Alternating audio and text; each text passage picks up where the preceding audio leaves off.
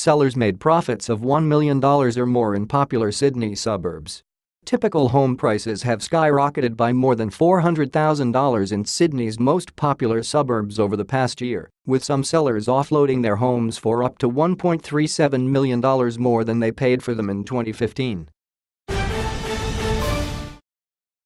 The biggest price jump was in southern waterside enclave Kyle Bay, where the median house price increased by $620,000, or 42.4%, to hit $2.1 million.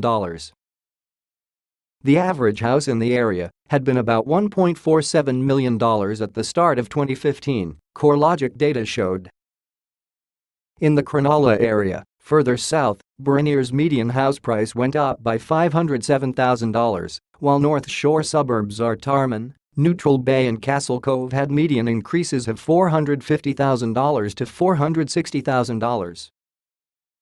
Such increases outperformed already strong price growth across the Sydney housing market as a whole. The median price of city homes shot up 15.5% last year, an increase of about $10,000 a month.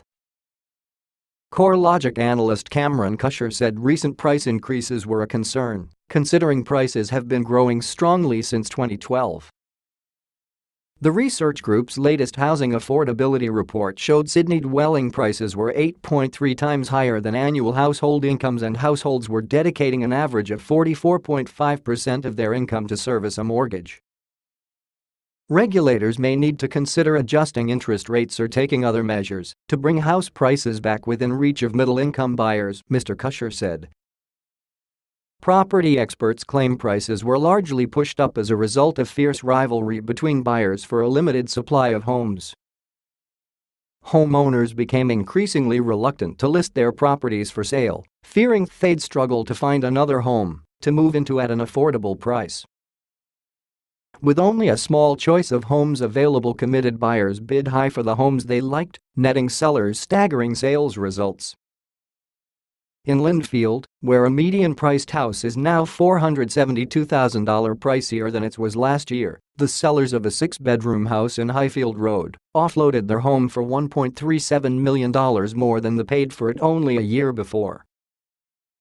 The home had sold in 2015 for $2.55 million, but changed hands in the second half of 2016 for $3.92 million. Selling agent Jessica Cow of Richardson and Wrench Lindfield said the home was not renovated, and the only change was that it sold with approval from council to have the 1,500 SQM block subdivided.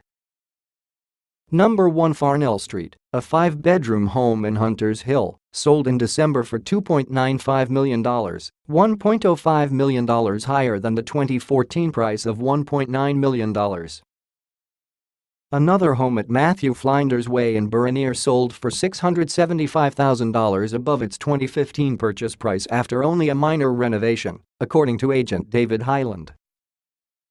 The Highland Property Agents CEO said Burinir recorded a 30% annual drop in the number of properties advertised for sale, a remarkable feat considering there was already an unusually low level of stock available in 2015.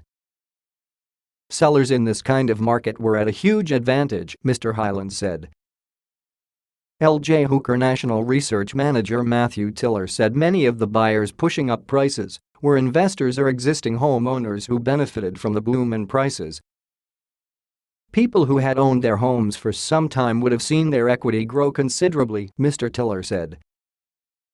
They had an advantage if they wanted to downsize to something smaller because they could offer much more than what other buyers could afford.